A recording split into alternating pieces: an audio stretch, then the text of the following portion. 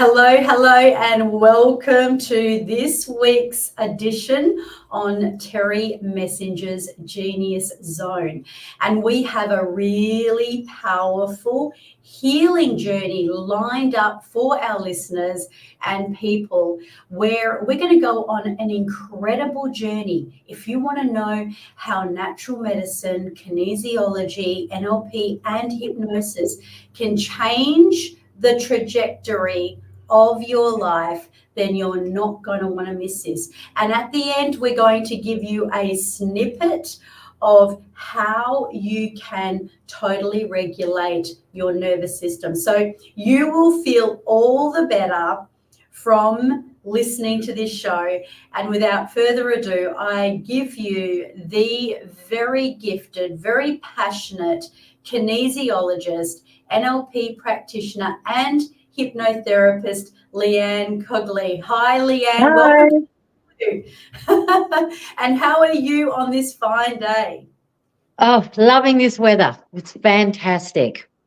Now, we have something in common, apart from both being passionate about changing lives. We are both in Perth, Western Australia, Yes. which is so unusual for me, It because is. usually I'm speaking to someone in Greece or in England or USA, Canada. So thank you for joining us. And, you know, it's great to hear how someone has gone through all the things that you've gone through, and you've been able to find a natural way through without having to use medication. And I guess one of the big landmarks in your journey was when your son was born. And if you can talk me through, you know, what were some of his problems that caused him to be so sickly, and, you know, how did it affect him and your family? Well, both my sons actually were born very small. They were not really early, but they were both born very small. I had preeclampsia both times, so that causes them to be born small. My oldest had what they call silent reflux, which they didn't really, we didn't work it out until he was nearly 5 months old. So he just screamed constantly. I know put him that down. one. And then as he got a bit older, he developed asthma, and quite bad asthma, like in and out of hospital. So the medical profession just wanted to keep giving more and more steroids, and I wasn't very comfortable with that. I knew there could be a different way, because I've always been very drawn to looking at alternative forms of healing, if you like, from a young age. And I took him off to a naturopath, and that's what we determined. He had a few allergies, not so much allergies, but intolerances to different things. And we got him on a regime of a different diet and some supplements, and he just did a full 180.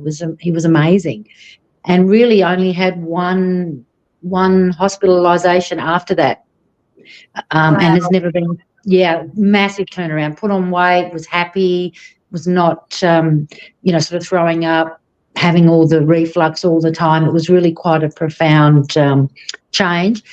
And then we moved up to the beautiful Perth Hills, and I found a naturopath locally who also did sort of basic kinesiology. So myself and my two sons saw her regularly. In fact, I actually saw her in Coles yesterday, and she's retired now. She's in her 80s, and that's where my love of kinesiology was born. Wow, that is absolutely amazing. What a story. Look, there's nothing like it. Now, you know, I also understand the reflux thing, because my third child, a daughter, was born, and she was so different to the other two because she screamed her head off, and she lived on Propulsid so that, you know, I could keep my sanity. And, you know, as much as, you know, I wasn't married to Ian back in those days. So, you know, our neighbour across the road was a chiropractor, and he kept on saying she needs adjustments, she needs to go to a naturopath, and I just ignored it. So it's interesting how life can change when you find the right healing method. Now, you had a bit of a disaster going back into your childhood, because I mean, I couldn't think of anything worse than this, actually. I don't think I could accept, maybe torture chamber. But you went through losing all your hair when you were 11 years old. What on earth caused you to lose all your hair as an 11-year-old without chemo?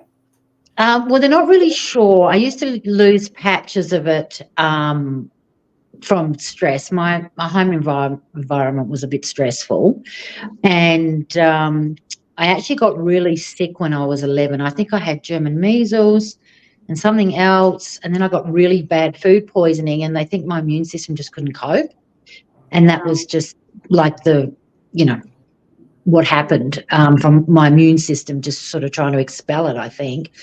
And they said, yeah, my hair would never grow back. Tried few different therapies. I remember that they froze. They froze my head with like dry ice, and they said if that didn't work, that's it. And that didn't work. Anyway, my nana, who I grew up with, used to go to the health food shop. She was the one I feel that really bore me into more alternative medicine. And yeah, she started giving me supplements and rubbing a tonic on my head, which was given to an English woman from Romani gypsies in the UK. And I have never seen it since, though, I have to admit. I can still remember the bottle, exactly what it looked like, and the smell. And she used to rub it on my hair morning and night.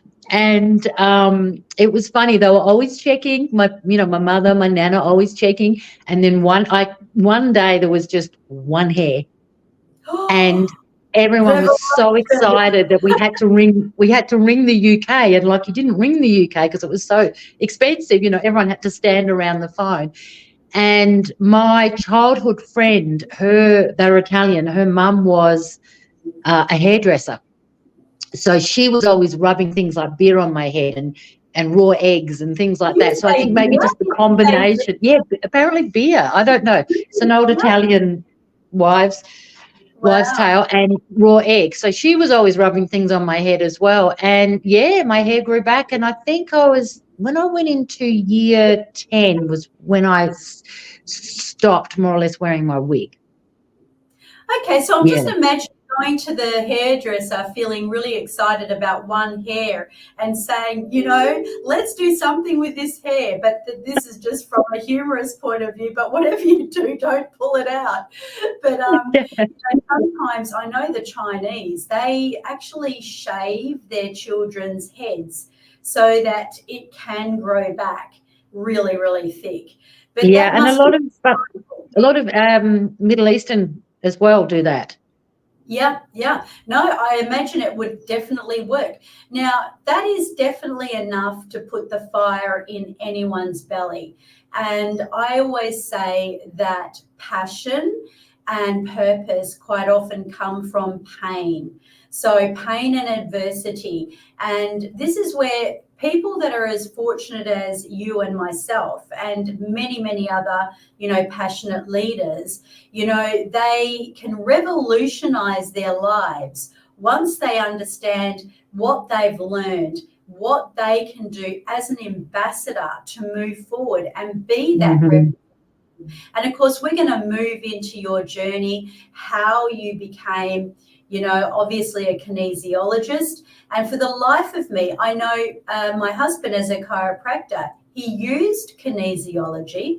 And if I can say this so that, you can perhaps shed some light on, how this actually works. But he would put a book on the patient's belly or on their solar plexus, and he would turn the page and it would have all these lists of emotional pain. It would also say, beside whether it was like sexual abuse, violence, abandonment.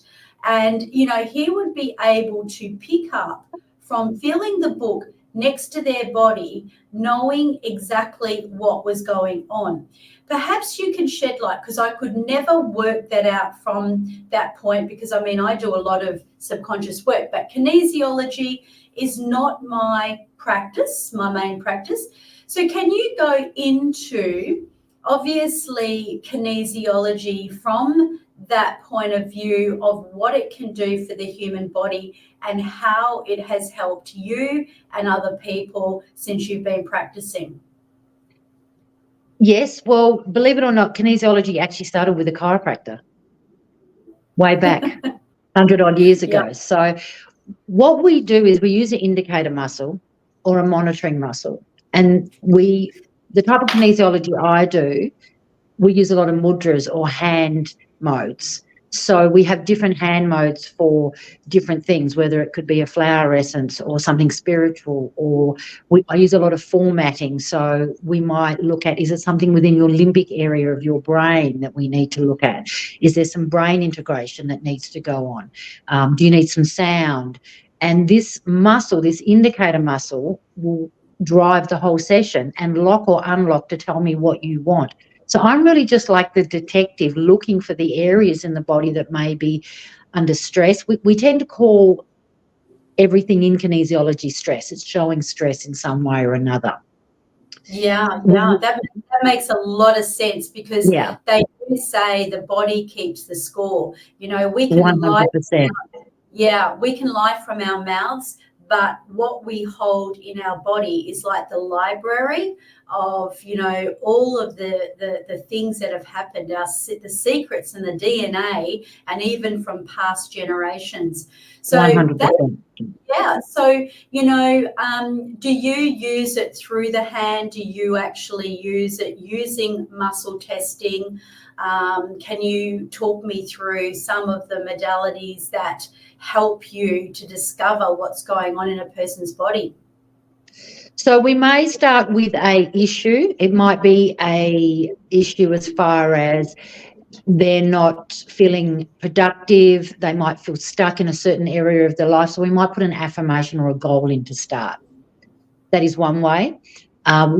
Most of my clients, or a large percentage of my clients, actually start seeing me for adrenal stress, because majority of the population have got accumulative stress. It's just built up to the point where there's so many things happening where they're maybe not remembering things well, they're not sleeping well, they just feel irritable, they just feel tense, they're just highly emotive, they might have apathy, that kind of thing. So I do see a lot of people for adrenal stress, not fatigue, as stress. So with that, we would check what we call the sartorius muscle, which is a leg muscle. That'll indicate for me what level of stress your adrenals are at.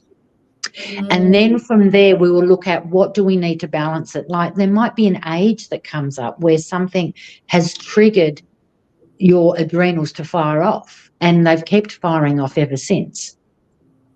Wow. We might need we might need flower essence or a crystal or an essential oil. And it's the information within that that can guide the client to understand what they might need to change or what. So again, we're bringing a lot from the unconscious mind into the conscious mind so that you can process it. Because if you don't know it's there, it's very hard for you to process it and move it on. So it's very much about getting to the root cause of why this one may have happened. We don't always need to know that. What we want to know is the stress of what is causing you to feel this way, or your body to have that physical reaction, and removing the energetic charge around that. That's primarily what kinesiology does. It removes the energetic charge from your physical, emotional, spiritual, neurological bodies, pathways, so that you can come back into a centered, calm, balanced state. It's to calm down your nervous system and bring you back into equilibrium. That's really what it's about. And to shift what no longer is serving you. I used to be the biggest holder-oner of things. Like I struggled so hard to let things go. And now through all the kinesiology I've had on myself, all the healing that I've done, I can shift stuff so quickly now because I've built up. Yeah, you would be able to, because, you know, there's a sense of you would know too whereabouts in the body is the person holding that pain. Like, is it in the solar plexus? Is it in the gut? Is it in the back? You know, and every part of our body, it's like reflexology on the foot. Every part of our body is reflected. And, you know, it's interesting too, because you also do NLP, which then becomes mind as well as body and how they're interconnected. And, you know, my belief is that when people do get sick, and whether it's emotionally, physically, or spiritually, there's always a reason that the subconscious, being that it doesn't care about right or wrong, it doesn't know between fantasy or reality, it just does whatever it feels it would required to do to get the person where they need to be. And I remember, for an example, when I was absolutely workaholic and I was in real estate, and I literally did not know when to stop. But that's because I was unhealed. I was driven from a lot of stuff that I was running away from. So instead of using a drug, I used workaholism like a person would use alcohol. And, you know, the universe. I did the same. Yeah, so whatever it was, you know, that divine energy from above would send me this wonderful gift called illness. I would literally become a crap magnet and get every single conceivable flu virus going around. And, you know, I came to know much later, after I'd been healed, that really that was the universe's way of saying, well, if you can't slow down, Terry, we'll make you slow down. So it was almost like a gift. So with the adrenal stress, what do you think is the undergirding issue with people that are us, you know, suffering adrenals? I mean, there's so much, you know. There can be a number of things. It can sometimes be a traumatic event that basically has switched the trigger of pumping out the stress hormones, and the body doesn't know how to sort of switch it off. Normally it's an accumulation. Like in the Western world, for example, we're just busy all the time. We've got overstimulation.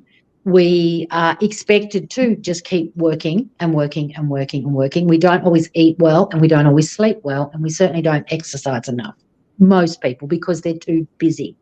So the body just gets to a point where it says, I can't keep doing this. And what happens is, I normally see most people in what we call level 2 adrenal stress. If you get to level 3, then you start getting really sick. I have an autoimmune disease. I have Hashimoto's, and I know that it was from me burning my adrenals out from a young age. I had a lot of stress very young in the environment I lived in. I married an alcoholic. My first husband was an alcoholic. I had a very stressful job for a very long time. I then had problem pregnancies, problem births, all the issues that go around having little babies, and it just got to the point where my body said, I can't do this anymore, and something broke. And Amazing, yeah. And so this is what's so important, to don't leave it that long. Most people feel like they can function in level 2 adrenal stress, and they are. And it's not until we start monitoring the adrenals through the sartorius muscle, that they realise, oh yeah, right, there's something not so great here. Yeah. And then once they're balanced, we go. It normally takes about 4 to 5 sessions, because we look at all different areas of the adrenals and the meridians running through them, and the stress hormones and the glands associated that function with the stress hormones to do with the adrenals. So it's a very complex process. But normally after about 3 sessions, they start to feel so different. Have you ever found that someone that obviously is in that, you know, adrenal stress mode, perhaps at level 1 or 2, has been able to literally come to someone like yourself, or someone that really specializes in the same work, and literally be modified to the point of that they need medication for, like, you know, Hashimoto's, thyroid, adrenal glands, and things like that? Have you ever seen or known that to happen? Yeah, I have found that they can lower sometimes their medication, but what it primarily does is stop them getting onto medication. Yes, that's what because I they're meant. not burning out their systems, right? Yeah. It also helps with a lot of anxiety and depression, balancing the adrenals, because if you think about it, if your body's just, you're going to have anxiety as well, because your body's in that complete stress state. Your mind's going 100 miles an hour. Yeah. Do you think a lot of these people tend to be the people that suppress, perhaps, like, It is depression. Yeah. I just think it's people don't realize how busy they are, how much they put on their plate, how much physical, emotional, and mental stress people are carrying around. I'll give you a typical example. Years ago, when I first started, I had a lady come to me who we all started working on adrenals, and we did an age regression on her. And I think it was when she was about 30. And she said, oh, that's when I had my nervous breakdown. But she didn't write that down on the intake form, because to her it wasn't a trauma, it was just part of her story. She didn't even think about it. Yeah. And so these things happen to us, and it is just part of our story, and we don't always understand really what it's done or doing to us, because we haven't healed it or processed it or shifted it. It's sitting in there on a cellular level, just working on its way through all those maybe anger or trauma or frustration or hurt or shame or pain, or and it's all sitting in our system. And kinesiology really is about drawing it out and shifting it on. Yeah, that is absolutely amazing. I know my husband's a type 2 diabetic, and when we looked into the spiritual element of that, it is where a person is constantly yearning for something they didn't do from the past. And I do hear him do that a lot. Like, he'll say, oh, if only I wished I had done this. And it's like, well, that's back there and you can't change it now. And No. I tell him and I remind him that, this is a big part of, especially someone who suddenly comes into diabetes, or someone who is suffering the different elements. And I mean, it can show up and manifest in so many different ways, as you know. So many ways. It can show up in some people. It will show up in their body and obviously their health, and in other people it can show up in their emotional well-being. Yeah. So in fact, I believe being crippled inside from the spiritual and emotional point of view is sometimes worse than when it doesn't show on the body, because people don't understand it. Exactly. And if there was more awareness, and we'll touch on that with you in just a moment, if there was more awareness that this can be healed from the point of your past, it may not be a cure, because we're not allowed to talk about cures. However, it can certainly be regulated and made so it doesn't get any worse. But you also incorporate NLP. So as an NLP master trainer, I would be very, very curious as to know, if someone comes to you for the adrenal issues, the health issues, in what way and what method do you use NLP to help them as part of your healing process to move forward? Well, I explain more of the concepts. So, for example, I speak a lot about the 6 basic human needs. And, quite often we pick up these programs and these illnesses because it matches, it fills those basic human needs that we need. Even though it might be negatively, we're getting them fulfilled. I'll give you an example. Yesterday, working on a client, she's come to me before, but she's come back, her anxiety is through the roof. We're doing her adrenals. It's a lot to do with someone in her family and the way this person in her family reacts with her and other people.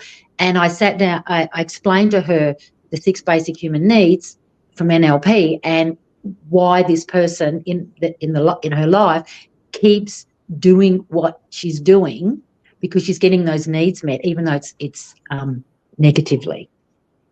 So it gave my client an idea of like, oh, okay, like so she's not going to change this other person, but if she can have maybe a little bit, because she's got to the point where she's done, she's just done. But if we can get my client to understand why this other person may be the way they are, and she can have a little bit more compassion and understanding, then it's going to help take the stress off her. So it's not about actually the other person, but it's going to help take the stress off her. So it's things like that I incorporate just to give people a bit more of an understanding. And I do ask questions as well that really get them to start thinking. I come from a sales background, so I am very good at probing and getting to the core of what's going on. Sorry, what was that? Oh, I can't hear you. You've frozen. Sorry, you froze for a second. You do know. Am I back? You are now, yep. Beautiful. So you do know the right questions to ask. And, you know, this is part of what makes NLP so very, very powerful. Exactly. And we also know that changing people's perception of the world changes so much. Now, I want to just dig deep into the 6 human needs, more so for our audience, because I believe this is a really important presupposition of being able to understand where you're coming from, and when there's problems with relationships, where the other person's coming from. So can you go through the 6 human needs so that our audience understands what predominantly, how people are operating in their value system? Well, the first one is certainty. So needing to know that, you know, the tap will turn on, your light will turn on, your car will start, things like that. The second one is variety or uncertainty, because we need that little bit of stimulation, something to be a little bit different, because we become bored otherwise. Now, with significance, which is the third one, I personally see this more as acceptance. We want to be significant to others, but we also want to have acceptance. That's where I very much feel that the number 3 is at. Number 4 is love and connection, which is self-explanatory. And then we have number 5, which is growth, and number 6, which is contribution. I learned that the first 4 are needed, whether you get them positively or negatively. I put it down to I use a scenario when I try and explain it to people. So I don't know if you remember years ago when we had the asylum seekers in Port Hedland, and they'd been there for many years, and then they actually rioted and set the place on fire. And there was a lot of condemnation for them. But to me, this is a prime example of their basic needs, not 6 basic human needs that you must have, not being met. They're not getting any certainty. They're not getting any variety. They've got no significance. There's no love and connection, and there's no growth, and they're not being able to contribute. So the only way they could do that was to do what they did to get those needs met. Yeah, I mean, that's profound, because I know that I was speaking September 11 when we had that last week. We were looking at, you know, what happened September 11, and with that presupposition in NLP that everybody's coming from the best outcome they want. They're always coming from a positive intention. You know, one would say, well, you know, in this case, how can you see that? And when you just said that, I believe that gives a very well-rounded, you know, idea that people, you know, they're uncertain. They need that certainty. They need to be recognized. They need to feel that, you know, they're standing their ground. So when you look at it that way, I mean, it's, you know, you can't say that anything like that is ever, you know, forgivable. But the fact is that they're still coming from that place. And I feel that those human needs, and I like the way you said also certainty being number 1, and then uncertainty being number 2, because uncertainty really fits that entrepreneurial spirit of adventure, or people that like to take a little bit of risk, and the fact that we need it. That's profound. So, and by having variety, that is actually how we build new synapses in our brain. It's how we actually expand our brain physically, is by having new and varied experiences. If we're doing the same old, none of our neurological pathways change or grow. We actually have to have them to expand our brain, physically as well as psychologically. Because that's, I believe, too, where they call neuroplasticity. Exactly. Yep. 100%. Yeah. So when we're a child, they say under the age of 5, we are like a sponge, and that's when the learning, hence why we develop a lot of our belief systems around that age. But the more flexible, the more pliable the brain, and as you've just said and confirmed, what is the contribution factor to that? And I know Napoleon Hill used to always say, it's good to change up your environment, to get out, because you can get locked in and lose your inspiration. But if you want to get your inspiration back and really awaken some of those new ideas, go out and change your environment. Yeah, have a different scenery. Yeah. Now we're going to talk about hypnosis, my favorite topic here, because a lot of people, they have these ideas about hypnosis being like the person on stage that turns everybody into a chicken or makes people believe that they can cluck like a chicken. But you and I know from the therapy model, the only reason people are doing that anyway is that the facilitator has given them enough confidence to get up and start clucking around on stage and doing something that a child might do. Other than them really being under control, it's more about them being liberated. But tell me in which way and what hypnosis does for your clients. I have a couple of different formats. So I have the more traditional form of hypnosis. So I'll see people for cessation of smoking, anxiety, fear of flying, things like that. But I also have a lot of spiritual-based hypnotherapy. So I have some different protocols that I've learned and I've got, but I've also written some myself. So I have a program that I've just finished running actually online called Renewing You, and that is very much, we have NLP incorporated in that, and it's a 4-step program, which I do one-on-one, but I also do it in groups as well. And that is very spiritual-based hypnosis. So we're dealing a lot with archangels and ascended masters and things like that. So I do the two. I do ones where it's more traditional. People come for a specific, want to stop smoking, and then I have the more spiritual where it might be removing limiting beliefs, or you want to have forgiveness, or setting intentions for yourself and giving yourself permission, or I do past life regression as well, or we might want to look at I've got a fantastic one that I've learned called Power Reclaim. So they're all different. So I've got quite a varied access, if you like, to the protocols that I can offer people. You certainly have, and you're much more woo-woo than I expected, which is amazing. I'm very woo-woo. Yes. So tell me, about this power one. I mean, you talk about it, but let's have some insight on that, modality that you founded.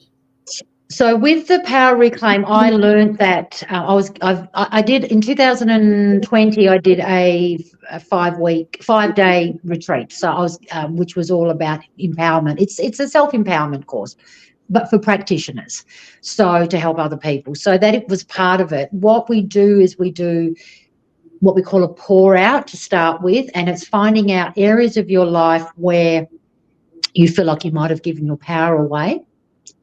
And we rate them 0 to 10. So 0 being the least, 10 being the highest. And then we look at the main 5 emotions. So anger, hurt, frustration, shame, sadness, that kind of thing. And where is that sitting for you in relation collectively to these issues where you feel like you've given your power away? And then we do the process. And during the process, you basically give all of that to an ascended master who then helps you clear it. And we then do the rating again, like where is that issue now for you? 9 times out of 10, it'll be a 0. Occasionally it still might be a 1, but normally it's a 0. And then we look at the different emotions. Where are they sitting for you now? And they're normally always at a 0. So it's really about cleansing it's very much working on a spiritual level as well as the unconscious level with the power reclaim. People have had massive shifts with that process. It's a long process. It's very in depth, but yeah, they've just empowered again. They're just empowered because they've taken their power back from what might have been taken from them, or intentionally and unintentionally, and where they've given their power as well, not just had it taken, because we give our power away all the time if we're not careful. We do. I think that's a really big issue, actually. So when you talk about the ascended masters, because I'm thinking about our audience in terms of what is in a sense that, what is that kind of a master? What does that mean to have an ascended master? Who is this ascended master? Well, the archangels, so Archangel Raphael, Uriel, Sandalphon, you name them. There's a lot. Metatron, sorry. We might work with them. I'm running my self-love mastery afternoon next month as an in-person event, and in that process we use Archangel Chamuel. He is the Archangel of self-love and compassion. So in that process that I've written for that mastery workshop that I run, we primarily use him in the process to help remove anything that is not giving you self-love and compassion.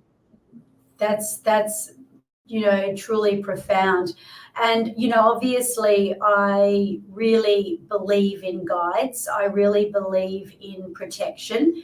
And it's interesting, you obviously are more of an expert in understanding which archangel is going to do what. And that's just incredible. So, I am sure 100% that our audience would love to see, hear, or experience a demonstration where obviously we are, restricted to a few things here, being time. For those listening on the podcast, you may not be able to see the demonstration, but maybe if you could bring to the table something that's really going to help the audience. And the way that I would position this, Liane, is to look at your client from the point of, that typical person who is really going through their struggle right now and what they need to eliminate. Maybe it is really, that stress that is causing the cortisol to act in the body and the adrenal glands to really just play havoc. So perhaps you can choose one, a small demo, for sure. Some. So I show a lot of clients this to take home with them, and it can be used anywhere, anytime. So it's what we call emotional stress diffusion, and we have many of them, but this one is for present time stress.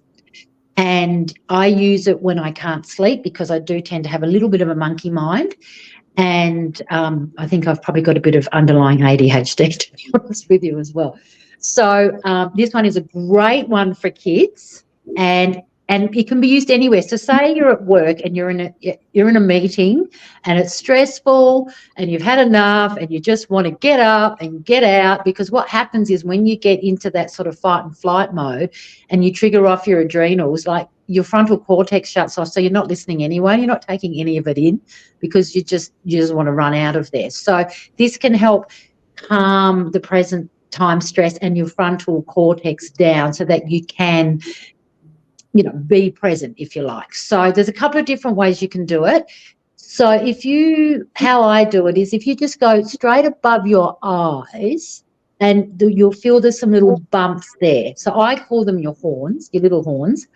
So we want a neutral touch. So you can either do 2 fingers like that or a thumb and 2 fingers. I do it as a thumb and 2 fingers because I just find it's easier, and then I can hold my arm like this if I want to. So if you're in a meeting and it's all getting a bit too much, you can just be doing this and people are not really going to know what you're doing. It just looks like you're holding your head. So you hold those points there, and what happens is the more you practice this, you'll feel pulses there. Some people will feel them automatically. With me, it took a bit of practice. So hold them until you find you feel them pulsing. And even if you don't feel them pulsing, just hold it anyway because you're downloading current time stress. So when you do feel them pulse, normally they don't come in together, they alternate. So you want to hold them until they're pulsing together. So it's just a great way of calming down your frontal cortex, calming down your nervous system, releasing present time stress. I do this if I can't sleep, so I'm on my side. If my mind will not stop and I've got too much and I want to go to sleep, I just lie on my side and hold those points, and normally within a few minutes I'm asleep. That's a stress release, isn't it? That's a stress release, because I just thought of something then that I didn't know, and that is that Ian uses it in his chiropractic practice. So when a client's stressed, he puts his finger here, and I always wondered why. And and it does actually work. Yeah. Well, you think that the great sculpture, the thinking man, that's what he's doing. Wow. Look at that. And yeah, and I mean, you can do it another way as well. You can do it with your hand front and back. But this one is a little bit more subtle. Yeah.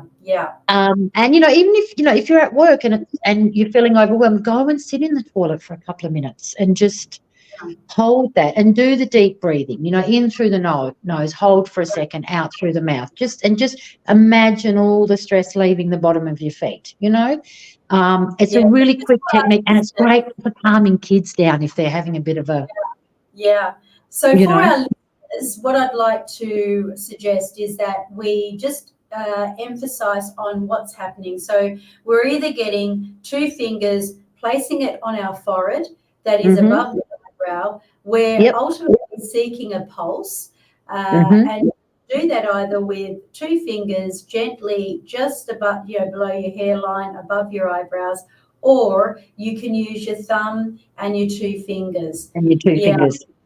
So it's just neutral touch is what we call it in kinesiology. So it's either 2 fingers or a thumb and 2 fingers, and that's neutral touch.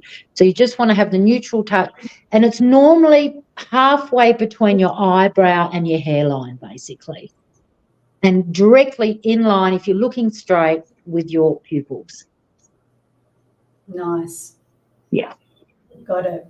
And just, imagining, coming back into yourself, anchoring yourself down, the deep breathing, and it just is calming down your sympathetic nervous system. So you're getting into that parasympathetic nervous system with the rest and digest. That's really what it's doing there. I love that. Now I've got my last question for you, and it's the question that I love to ask everyone on the show, because I find that momentum starts to build as we go towards the end. And 9 times out of 10, a lot of the people want to keep on going, and I want to keep on enjoying it. Instead, I ask this question. So if you got off the show and you were really feeling that you were able to give so much to the audience, which I'm so grateful to you, Liane, that you have done that today, what would be the one thing that, if you could come back on the show to share one more piece of really helpful information for those people out there that suffer a lot of stress, and it's usually the best of them that are high achievers, high driven, ambitious, what would be the one thing, if you had the opportunity to really speak into their life with, perhaps a word of inspiration or some wisdom, or just guiding them in the best way you know how? This is something I speak to my clients about a lot, and I've started doing this myself. In 5 years, will this matter? Wow. That's what I If it love. doesn't, Simple. if it doesn't, why are we holding on to it? Yeah. Even I can remember when my baby, the one that used to scream all the time, I would say to myself, in 20 minutes, this will be different. In 20 minutes, this will be different. I'd get to the next 20 minutes. In 20 minutes, this will be different. That is how I got through having a child that screamed 15 hours a day, every Wow. day for months. And Yeah. it's asking us, in 5 years' time, or could be a year's time or 6 months' time, will this even matter? If That the is, answer's no, why are you holding on to it? Why are you yeah. letting it consume you now? That is amazing. So, Yeah. Liane, I know you do have programs coming up soon. And from the point that, the person who really, really is praying for your service, they may hear this in 5 years, and it's never going to get old. It's ancient wisdom. It's true body work. It's true, that philosophy that really comes from, the body's wisdom of healing itself. The big question is, we're going to put all of your details in the show notes here so people can get in contact. But thinking of the future, what would be your greatest recommendation of where to find you? The best thing to do is to either email me or text me, to be honest with you, because that way we can have a bit of a chat if we need to, and we can book an appointment for you. I don't have a calendar and that kind of thing. I prefer to book it myself because I like to actually have some contact with my clients before I book them in and get an idea of what they want to work on, if they have an idea, and then work out a program for them, whether it be kinesiology, they might want hypnotherapy, or they might want a combination of both. So I like to have a bit more interaction with them rather than them just booking an appointment. I believe there's a lot of people that would value that, because this is the old traditional style. And, for people that really want to connect, feel safe about, coming into your program and be well informed, that is going to be very, very appealing. So you've heard the lady. Thank you so much, Liane. You're welcome. Thank you for having me on. I really appreciate it. And, I just want to say, remember, sharing is caring. So make sure, if you know someone who is suffering in the way that Liane has been talking about on this show, make sure you give them a copy of this incredible sequence to help someone else. And if it's you, get in touch with Liane. All the elements of how you can do so, her email and her number, will be in the show notes. So that's all for this week's podcast on Terry Messenger's Genius Zone.